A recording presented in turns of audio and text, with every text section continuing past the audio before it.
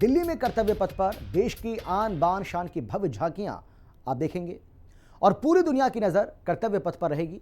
लेकिन अगर आप भी कर रहे हैं 26 जनवरी का इंतजार, तो ये इंतजार आपका खत्म होने वाला है, क्योंकि आपका अपना चैनल हिंदी खबर आपके लिए 72 घंटे पहले ही लेकर आया है कर्तव्य पथ का वही नजारा जो आने वाले 3 दिन के बाद दुनिया को दिल्ली में दिखने वाला है। देखिए झलक गणतंत्र की हमारी ये खास रिपोर्ट। इस बार कर्तव्य पथ पर दुनिया देखेगी भारत का दमखम। परेड की थीम होगी स्वर्णिम भारत, विकास और विरासत। परेड के मुख्य अतिथि होंगे इंडोनेशिया के राष्ट्रपति प्रबोवो सुबियांटो। भारतीय गणतंत्र के महापर्व के अवसर पर 26 जनवरी को इस बार राजधानी दिल्ली के कर्तव्य पथ पर देश की आन बान और शान की भव्य झांकियां निकलने जा रही हैं, जिसमें करीब 300 आर्टिस्ट शामिल होने जा रहे हैं। तैयारी पूरी है, सुरक्षा चाक चौबंद है। गणतंत्र दिवस समारोह के दौरान एक ओर देश की फौजी ताकत की नुमाइश होगी, तो दूसरी ओर महाकुंभ की झांकी के जरिए भारत की पौराणिक संस्कृति के साथ साथ आस्था और आध्यात्म की शक्ति की झलक भी देखने को मिलेगी। सबसे पहले उत्तर प्रदेश की झांकी को देखिए, जो कि महाकुंभ की थीम पर बनाई गई है। तस्वीरों में आप देख सकते हैं उत्तर प्रदेश की इस झांकी में साधु संत और महात्मा शंखनाद करते दिखाए गए हैं। समुद्र मंथन, अमृत कलश को दिखाया गया है। समुद्र मंथन की ये झांकी दिव्य, अमृत और ज्ञान की खोज का प्रतीक है। ये झांकी आध्यात्म और संस्कृति से भरपूर है और भारत के सदियों पुराने महाकुंभ की झलक दिखाती है। प्रयागराज में दिव्य और भव्य कुंभ का आयोजन उत्तर प्रदेश सरकार कर रही है और ऐसे में अब उत्तर प्रदेश सरकार 26 जनवरी को होने वाली परेड में प्रयागराज के महाकुंभ की छवि को परेड की मैदान पर पूरी तरीके से उतारने का काम करेगी। अलग अलग राज्यों की जिस तरीके से झांकियां परेड ग्राउंड में निकलती हैं, परेड के लिए निकलती हैं, तो ऐसे में अब उत्तर प्रदेश सरकार महाकुंभ की छवि को परेड में पूरी तरीके से उतारने का काम करेगी, जिसमें साफ तौर पर साधु संतों की तस्वीरों के साथ साथ जिस तरीके से अमृत कथा है जो प्रयागराज कुंभ की, उसको बताए जाने का काम पूरी तरीके से इस पूरी झांकी के द्वारा किया जाएगा, जिसके लिए उत्तर प्रदेश सरकार ने बड़े स्तर पर तैयारियां की हैं और 26 जनवरी को गणतंत्र दिवस के दिन परेड में उत्तर प्रदेश सरकार महाकुंभ की छवि को बड़े स्तर तक जनता तक पहुंचाएगी। अब उत्तराखंड की झांकी से हम आपको रूबरू कराते हैं, जो कि कर्तव्य पथ पर चौथे स्थान पर दिखाई देगी। ये झांकी सांस्कृतिक विरासत और साहसिक खेलों पर आधारित नजर आने वाली है। कलाकार जागर गायन और लोक नृत्य छपेली करते नजर आएंगे। उत्तराखंडी परिधान में महिला को दिखाया जा रहा है और साहसिक खेलों में रॉक क्लाइंबिंग, पैराग्लाइडिंग, जंपिंग, हिल साइकिलिंग, ट्रैकिंग और ओली में स्कीइंग और ऋषिकेश में जिप लाइनिंग और रॉक क्लाइंबिंग को दर्शाया जा रहा है। 26 जनवरी यानी गणतंत्र दिवस के मौके पर नई दिल्ली में कर्तव्य पथ पर उत्तराखंड की झांकी की जो थीम रखी गई है वो एडवेंचर स्पोर्ट्स रखी गई है, जिसका चयन भारत सरकार द्वारा पहले ही किया जा चुका है। आपको बता दें कि इस झांकी में सूचना विभाग के जॉइंट डायरेक्टर और नोडल अधिकारी के.एस. चौहान सहित 16 कलाकार इस झांकी में प्रतिभाग करेंगे। इसी के साथ साथ इस झांकी के अगले भाग में उत्तराखंड की पारंपरिक वेशभूषा एपन कला को भी महिला द्वारा बनाते हुए दिखाया जाएगा। ऐसे में देखना बेहद ही दिलचस्प होगा गणतंत्र दिवस के मौके पर उत्तराखंड की झांकी को कौन सा स्थान प्राप्त होता है। सभ्यता, संस्कृति और सामरिक रक्षा से लेकर सामाजिक सुरक्षा तक तमाम विषयों पर शानदार झांकियां इस बार कर्तव्य पथ पर निकलेंगी। इसी कड़ी में लखपति दीदी वाले ग्रामीण विकास मंत्रालय की झांकी में महिलाओं की आर्थिक सशक्तिकरण की तस्वीर भी दिखने जा रही है। हरियाणा से भी सरकार की ओर से झांकी का वीडियो जारी किया गया है, जिसमें हरियाणा का ताऊ लैपटॉप लेकर फसलों के भाव देखते हुए दर्शाया गया है। इसके अलावा कुरुक्षेत्र का ज्योतिसर तीर्थ और सूरज कुंड मेले से प्रेरित एक शिल्पी गाड़ी को भी झांकी में शामिल किया गया है। इसके साथ ही खिलाड़ियों के उत्कृष्ट प्रदर्शन के चलते स्पोर्ट्स पावर के रूप में बनी हरियाणा की नई झलक भी झांकी के जरिए दिखाई जाने की तैयारी है। पंजाब की झांकी हर बार अपनी जीवंत और रंगीन प्रस्तुति के लिए जानी जाती है। इस साल झांकी में राज्य की ऐतिहासिक और सांस्कृतिक पहचान को उकेरा जा रहा है, जिसमें सिख विरासत, भांगड़ा, गिद्दा, कृषि परंपराएं और स्वर्ण मंदिर जैसे अद्भुत प्रतीक शामिल होने जा रहे हैं। झारखंड की झांकी की बात करें तो यहाँ की झांकी में बिरसा मुंडा की 150वीं बर्थ एनिवर्सरी की झलक देखने मिलने जा रही है। साथ ही सरदार वल्लभ भाई पटेल के स्टैच्यू की झलक देखने को मिलेगी। तो बिहार की झांकी में भगवान बुद्ध को प्रदर्शित किया जा रहा है, जो शांति का संदेश देते हुए बिहार की धार्मिक और सांस्कृतिक धरोहर का प्रतीक माने जाते हैं। इसके अलावा गुजरात की झांकी में 12वीं से 21वीं सदी तक के विकास की कहानी देखने को मिलेगी। इसके अलावा स्टैच्यू ऑफ यूनिटी भी मुख्य आकर्षण का केंद्र रहेगा। मध्य प्रदेश की झांकी चीता भारत का गौरव थीम पर केंद्रित होने वाली है। झांकी में मध्य प्रदेश में चीतों के ऐतिहासिक पुनरुत्पादन की झलक दिखाई जाएगी। 70 साल पहले भारत में चीते विलुप्त हो गए थे और उनकी वापसी का श्रेय प्रधानमंत्री नरेंद्र मोदी की दूरदर्शिता को जाता है। ये भी दिखाया जाएगा। वहीं अरुणाचल प्रदेश की झांकी भी इस बार खास दिखाई देने वाली है। यानी परेड को लेकर सभी का जोश हाई है, जिसका सबूत ये है। इसी जोश के साथ करीब 90 मिनट तक चलने वाली इस गणतंत्र दिवस की परेड में कुल मिलाकर 31 झांकियां आम लोगों का मन मोहने को तैयार है, जिसमें 16 राज्यों और केंद्र शासित राज्यों की होंगी। 10 झांकियां मंत्रालयों और विभागों की दिखेंगी। इनके अलावा कुछ और झांकियां भारत पर्व में पेश की जाएगी। भारत इस साल अपना 76वां गणतंत्र दिवस मना रहा है। ये गणतंत्र दिवस कई मायनों में बेहद खास होने वाला है और कर्तव्य पथ पर जहां सैन्य ताकत देखने को मिलेगी, तो वहीं सांस्कृतिक धरोहर भी बखूबी देखने को मिलेगी। कार्यक्रम 26 जनवरी सुबह 10:30 बजे शुरू हो जाएगा और लगभग 90 मिनट तक ये कार्यक्रम चलेगा। और इस बार परेड में क्या खास होने वाला है, उसकी जानकारी हम आपको दे देते हैं। इस बार इंडोनेशिया के राष्ट्रपति भारत आए हैं, तो वहीं इंडोनेशिया की जो टुकड़ी है आर्मी की, वो इस बार गणतंत्र दिवस में हिस्सा लेने के लिए आई है और इसमें बतौर 160 सैनिक मार्चिंग दल के रूप में शामिल है। तो वहीं 190 अन्य सैनिक को बैंड मार्चिंग दस्ते के साथ धुन बजाते हुए आप देख पाएंगे। कुल मिलाकर 18 मार्चिंग दल, 15 बैंड और 31 झांकियां परेड में हिस्सा लेंगी। और इस साल की जो परेड है उसकी थीम है स्वर्णिम भारत, विरासत और विकास। कर्तव्य पथ पर भारत की विरासत को 300 सांस्कृतिक कलाकारों द्वारा भारतीय संस्कृति, संगीत, वाद्य यंत्रों के साथ प्रदर्शित किया जाएगा। इस बार जन भागीदारी सुनिश्चित करने के लिए लगभग 10,000 विशेष अतिथियों को शामिल किया गया है और इसके साथ ही लगभग 77,000 लोगों को आमंत्रण भी दिया गया है और इतने लोग आकर के कर्तव्य पथ पर इस भव्य परेड का हिस्सा बन सकेंगे और साथ ही इस भव्य गणतंत्र दिवस के साक्षी बन सकेंगे। कैमरामैन अमित के साथ समीक्षा चौधरी, हिंदी खबर, दिल्ली। अब की बार गणतंत्र दिवस की परेड में लगभग 77,000 मेहमान शामिल होने वाले हैं, जो देश की आन बान और शान के साक्षी बनेंगे। कर्तव्य पथ पर भारत का डंका बजते रहे देखेंगे। इस बार गणतंत्र दिवस की परेड में भारतीय सेना अपनी स्वदेशी और आधुनिक सैन्य ताकत का प्रदर्शन भी करने वाली है। तो जैसा कि हमने आपको बताया कि इसमें आपको किस तरीके से भारतीय जो आधुनिक सैन्य ताकत है उसकी जो परफॉर्मेंस है वो भी देखने को मिलेगी, उसका जो प्रदर्शन है वो भी देखने को मिलेगा। इसमें आपको नाग मिसाइल सिस्टम जैसे अत्याधुनिक हथियारों की ताकत देखने को मिलेगी। तो चलिए सबसे पहले हम आपको नाग मिसाइल सिस्टम के बारे में बता रहे हैं। ये भारतीय सेना के लिए एक advance anti tank guided missile है और ये हल्की मिसाइल है जो हर मौसम में काम करने में सक्षम है। इसका वजन करीब 45 किलोग्राम है और ये 6 फीट 1 इंच लंबी है। ये मिसाइल 230 मीटर प्रति सेकंड की रफ्तार से अपने लक्ष्य पर प्रहार करती है और इसके वार से बच पाना बहुत मुश्किल होता है। इसे DRDO ने एकीकृत गाइडेड मिसाइल विकास कार्यक्रम यानी कि IGMDP के तहत विकसित किया है।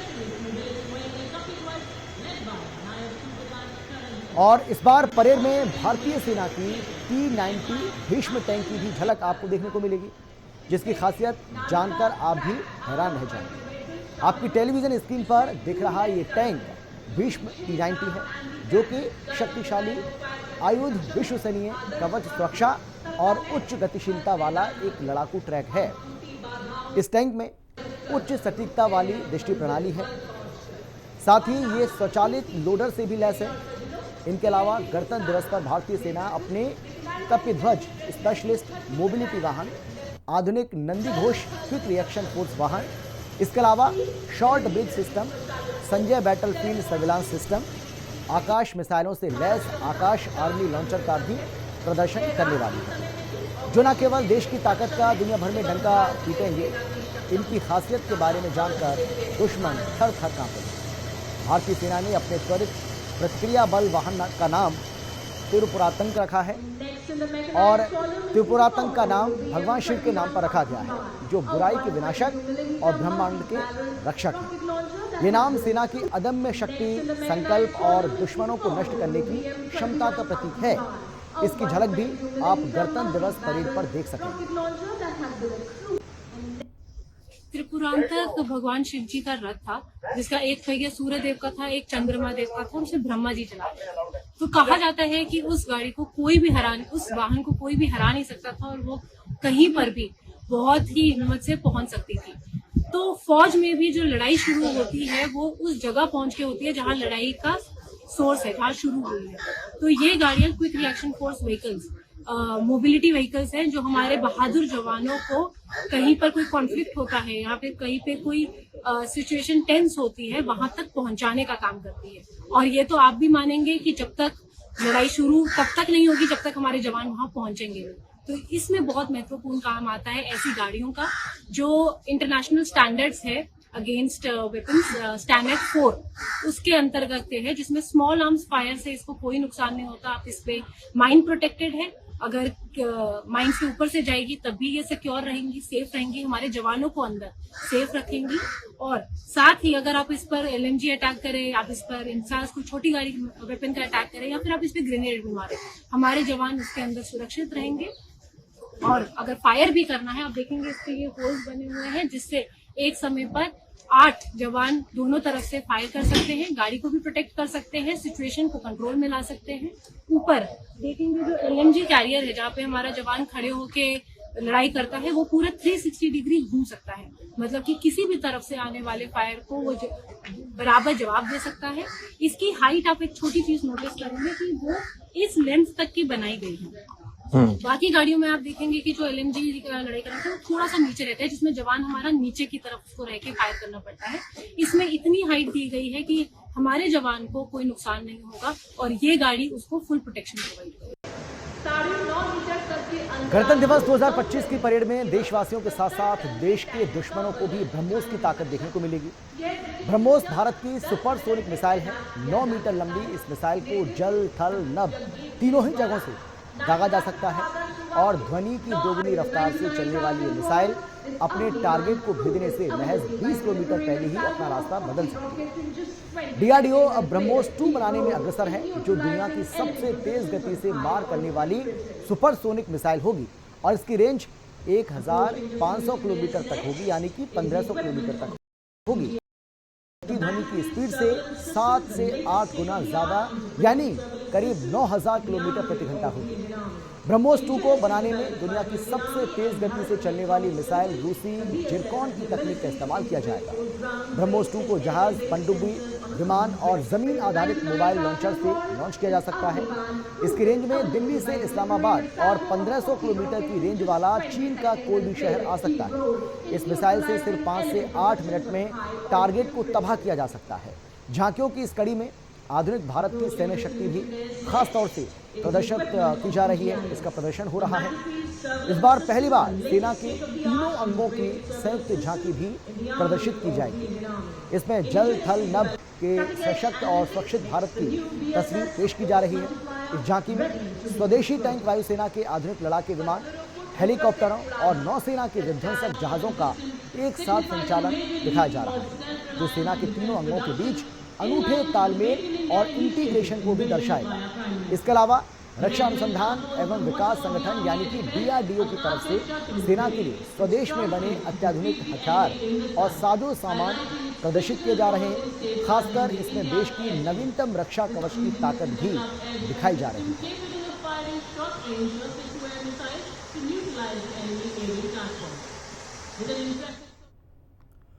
वहीं इस बार गणतंत्र दिवस परेड में इंडोनेशिया की सैन्य टुकड़ी भी शामिल हो रही है, जिसको लेकर इंडोनेशियाई आर्मी के डिप्टी कमांडर क्रिस्टोम से हिंदी खबर ने खास बातचीत की और गणतंत्र दिवस परेड में शामिल होने के लिए इंडोनेशिया की तैयारियों के बारे में उनसे जाना।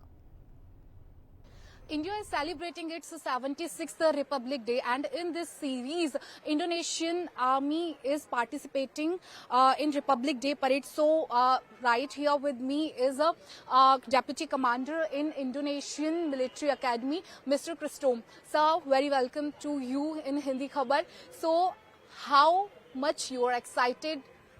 Yeah.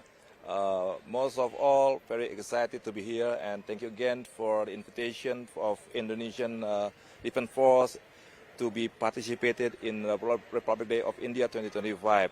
We all very excited to perform ourselves in front of Indian people, especially Indian government, and also our President Prabowo Subianto. How many soldiers of your team is participating in this parade? Yeah, we have 352 soldiers in total, divided into two teams. The first team, 189 cadets, will be participated in drum band corps, and 152 soldiers will march during the parade. Okay. So, what are the special features we can see on the occasion of Republic Day? Yeah, especially for the drum band corps, they will. It is a very, very interesting. I mean, it's kind of different military musical instrument, because we use a tiger mask and things, and then also the stick master will throw the stick in the air, and it's kind of different type of performances. So this is the very first time of you are leading in India? Yeah, this is the first time also for the participation of Indonesian contingent overseas, outside of Indonesia. You have 3 different commanders or leaders with you. How they are performing? Yeah, the first are the cadets. The most of all of them are the cadets of Indonesian military, and then the second one, like this, the maroon one, they are all the soldiers of Indonesian Army. So they are also, we prepare them since October 24. We practice it differently, because the cadet in Magelang, Central Java, and the soldier is in Jakarta, located in Jakarta. So starting from December 2024. And the other 2? Sorry? And the other 2? They are all cadets. They are all cadets. Since December 2024, we combined together to practice together until now. Okay, thanks for talking with us. With cameraman Amit, this is Samiksha Chaudhary from Hindi Khabar, Delhi. और अब बात करेंगे भारत के पराक्रम की। कर्तव्य पथ पर महिला सशक्तिकरण की छाप भी आपको देखने को मिलेगी, और महिला सशक्तिकरण की छाप छोड़ने वाली कोर ऑफ सिग्नल्स की कैप्टन रितिका खरेता ने हिंदी खबर से खास बातचीत की और कहा कि पिछली बार भी कोर ऑफ सिग्नल्स का नेतृत्व एक महिला कमांडर ने किया था, और इस बार भी एक महिला कमांडर के हाथ में इसकी कमान है। कैप्टन रितिका खरेटा इस वक्त हमारे साथ मौजूद हैं, जो कि इस बार कोर ऑफ सिग्नल जो टुकड़ी है उसको लीड भी कर रही हैं और उसमें मार्च भी कर रही हैं, और 2020 के बाद अब ये टुकड़ी दोबारा से भाग ले रही है, जिसमें इसको लीड करने वाली ये दूसरी महिला हैं। और इस बार की अगर बात करें तो ये पहली महिला है जो लीड भी कर रही है और मार्च भी कर रही है। मैम, इस बार क्या खास रहने वाला है? इस बार हम पिछली बार जब आए थे तब हम आर्मी डे परेड की ट्रॉफी लेके गए थे बेस्ट मार्चिंग कंटिजेंट की। इस बार हम रिपब्लिक डे परेड में आए हैं और best marching contingent Republic day parade में लेने की पूरी तैयारी के साथ आए हैं। इस परेड में क्या खास देखने को मिलेगा? परेड में खास आई वुड से कि जो कंटिजेंट्स इस बार हैं सेम कॉम्पोजिशन कंटिजेंट्स का कभी नहीं रहा है। अगर सिग्नल कंटिजेंट पिछली बार आया था जैसे वो सिखलाई के साथ आया था, इस बार वो महार के साथ है, इस बार वो गढ़वाल के साथ है, तो कॉम्पोजिशन इस बार डिफरेंट है। कंटिजेंट टीम में कितने लोग हैं? मेरी टीम में मेरे साथ 2 JCOs हैं और 144 ORs हैं जो मार्च करेंगे साथ ही। तो 12x12 की हमारी फाइल है, उसके आगे 2 JCOs और एक ऑफिसर मार्च करता है। तो मैम, आप दूसरी महिला हैं जो मार्च भी कर रही हैं और लीड भी कर रही है, तो एक ऐसा अनुभव है आपके लिए? ये मेरे लिए बहुत ही खास अनुभव है, बहुत ही ज्यादा खुशी हो रही है मुझे, और उसके साथ साथ एक तरह से एक रिस्पॉन्सिबिलिटी भी है कि मुझसे पहले जो ऑफिसर ये करके गया है मैं उनके फुटस्टेप्स पे चलूं और उनको निराश ना करूं और उनसे भी बेहतर करने की कोशिश करूं। हिंदी खबर से बातचीत करने के लिए बहुत शुक्रिया। कैमरामैन अमित के साथ समीक्षा चौधरी, हिंदी खबर, दिल्ली। और फिलहाल इतना ही। एक छोटे से ब्रेक के बाद फौरन लौटेंगे। आप देखते रहिए हिंदी खबर, क्योंकि हिंदी खबर पर खबरों का सिलसिला जारी है।